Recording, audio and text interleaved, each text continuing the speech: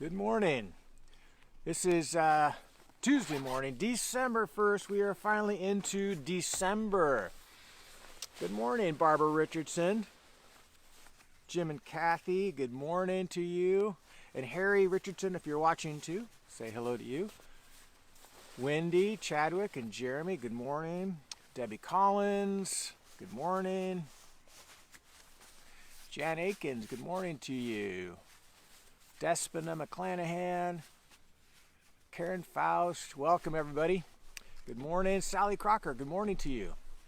December 1st. We are in December. Steve and Andrea, good morning. Daryl and Suzanne, welcome everybody. So I'm going to continue in the same context as yesterday's devotion. And Carmen, I see you, good morning. We're in the context of Isaiah, who has gone to the king of Judah and said, trust in God, don't trust in these foreign kings. And he says, I'll give you a sign. God says, ask for a sign. And remember, Ahaz says, oh, no, I'm not going to ask for a sign. And that ended up being a sign of judgment. So Isaiah says, okay, well, God's going to give you a sign. And this is all in chapter 7. The virgin shall be with child, and before he's old enough to know right from wrong, these two kings you fear, God's going to take care of him anyway. And God's going to, Emmanuel will be his name, and so God with us. So God's going to visit you. It's not going to be in a way you like, because it's going to be in a judgment. But these two kings are going to be delivered anyway, because God is the one who holds your future. Remember, he says, make sure you are standing firm in faith, or else you won't stand firm at all. So that's context of yesterday's message. Well, if we continue to read in Isaiah, same context, we get a bit of an understanding that Isaiah begins to be put in the position of doubting himself. I'm kind of reading between the lines, and we're going to get there in just a second, and I'll tell you why. But think about it. Well, I guess I'll read it. I'll read bits and parts of it as we go. So this is in chapter 8. God says to Isaiah in verse 11 of chapter 8, says, "For the Lord spoke thus to me with his strong hand upon me and warned me." So God is now speaking to Isaiah. He just spoke a warning to Ahaz, the king of Judah, not to trust in foreign kings, but trust in God. And he gave him this sign. And now God is saying to Isaiah, I'm warning you. Do not walk in the way of this people. Saying, do not call conspiracy all this people calls conspiracy. Do not fear what they fear. Do not be in dread. So here now, Isaiah is the one receiving the word of the Lord. God is saying, hey, don't be tempted to fall into the same fear, the same pattern that they are. And so what I'm kind of reading between the lines is Isaiah's message wasn't really received by the king. We know ultimately in history what the king did. He did end up making an alliance with a foreign king, and God's prophecy was true that within 12 years God took care of those kings and laid them to waste, just like he said he would. But you think about the sign and that God gave Isaiah to tell the king. So first of all, I'm not giving the king good news. I'm saying trust God. Don't trust these foreign kings. In the king's mind, that's risky. It's more settled, more secure to go ahead and make an alliance with this very strong kingdom, Assyria.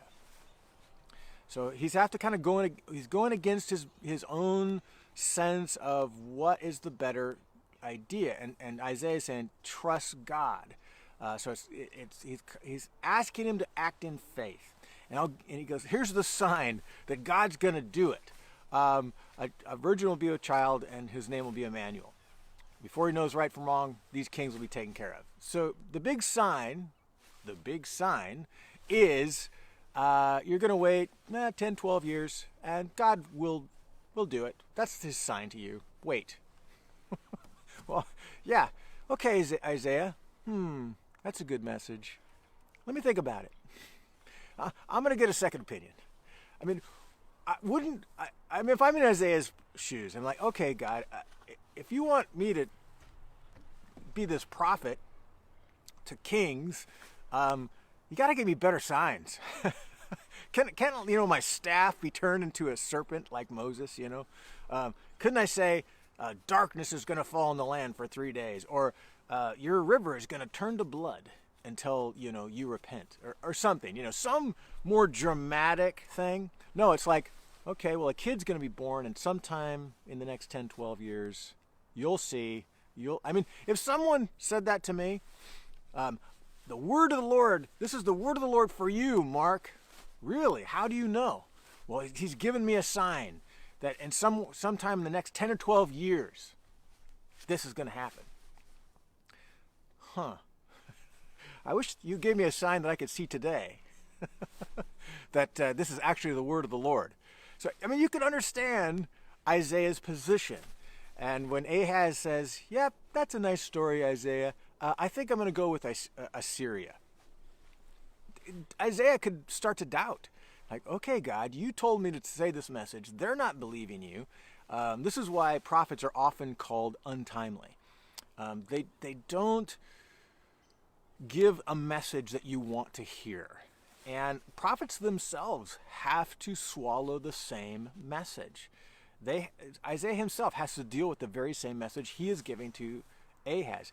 He has to struggle with his own pride. He has to struggle with his own sense of, God, I hope you don't make me look foolish here. I'm trusting in you. And so God tells Isaiah, what are you fearing?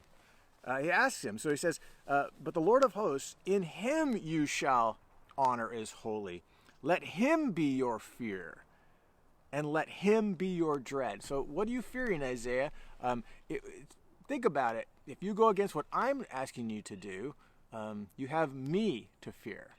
And so this is God speaking to Isaiah, not to some evil king. This is God's prophet. And so I think we're in good company if we struggle sometimes with waiting on God's deliverance, waiting on God's coming through with the resolution to whatever our dilemma is in life. Can't we relate? So Isaiah himself received a word from the Lord God Almighty, and he himself is starting to second guess a little bit this whole process. And God's saying, hey, Isaiah, don't fear what they fear. Fear me. And it almost brings us back to the statement that Isaiah made to Ahaz when he said, stand firm in the faith or you won't stand firm at all. It really comes down to faith. Faith can be offensive. Now, I'm not making that up. This is where we're talking about how these passages kind of point to Jesus. I'm about to read a passage in this context that New Testament writers apply to Christ. So in the same conversation, God says, don't fear what they fear, fear me. And here, verse 14, and he will become a sanctuary, referring to God, will become a sanctuary and a stone of offense, a trap and a snare to the inhabitants of Jerusalem, and many shall stumble on it. They shall fall and be broken. They shall be snared and taken. So here's what God's saying to Isaiah.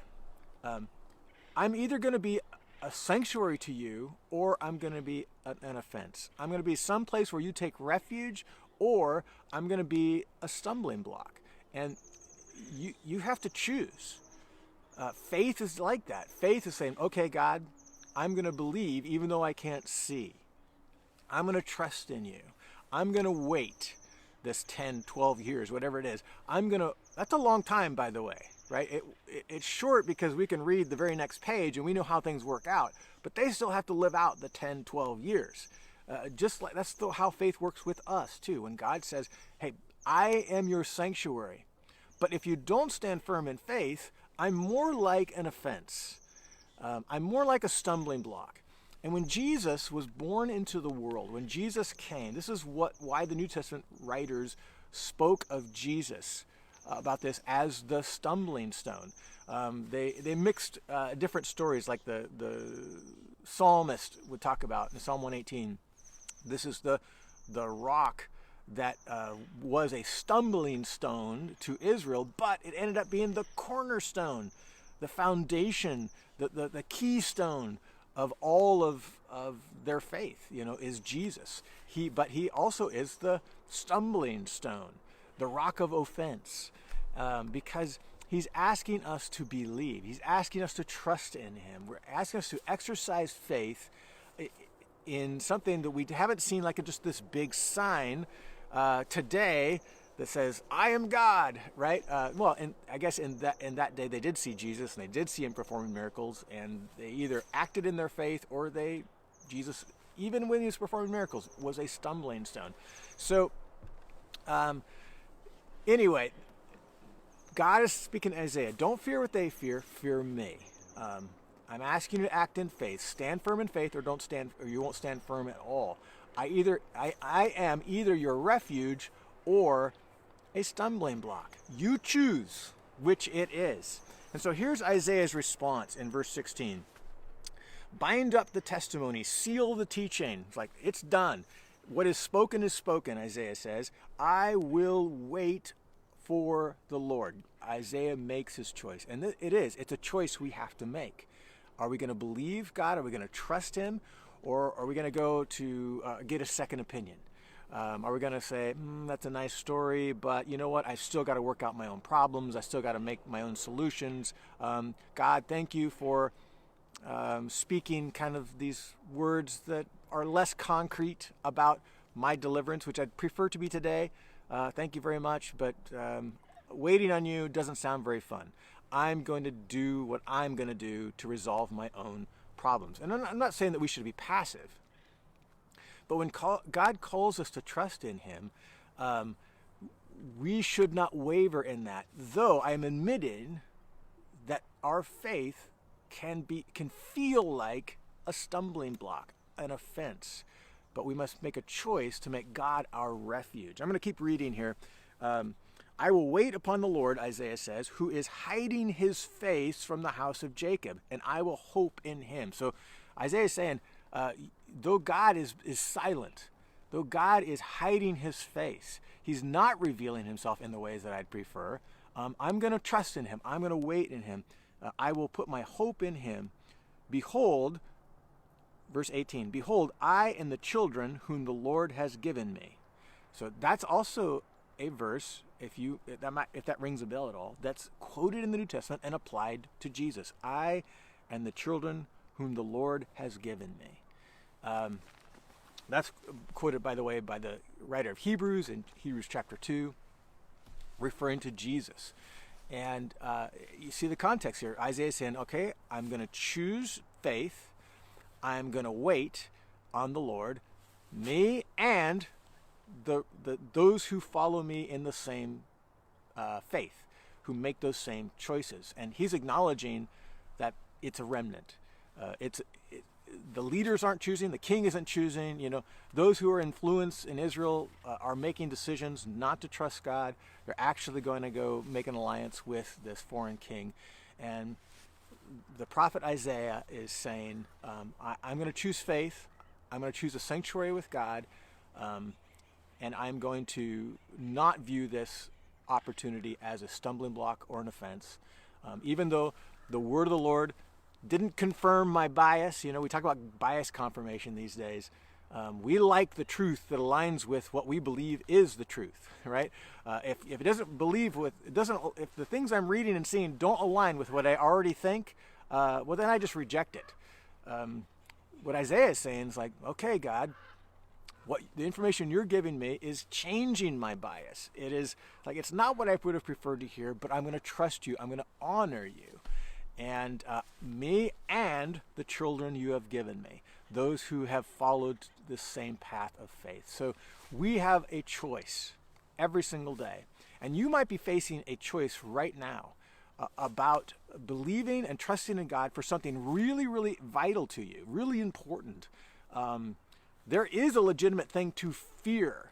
And that fear might be creeping into the inner parts of our heart and our mind, and maybe we're filled with doubt.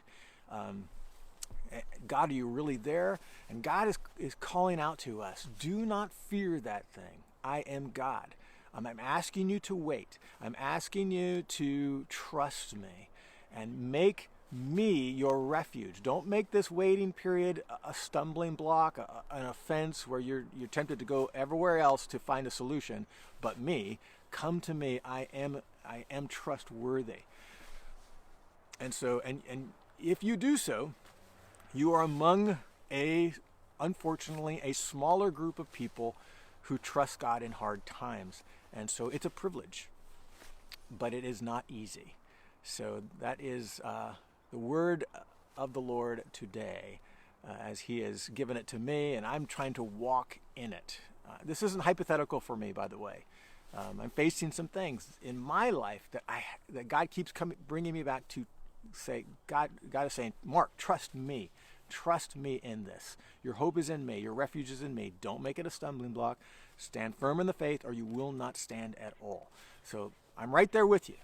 So we're walking this path together. Let us walk the path of faith. God bless you guys today. Enjoy the beginning of December. I got to take my glove off. My screen isn't responding.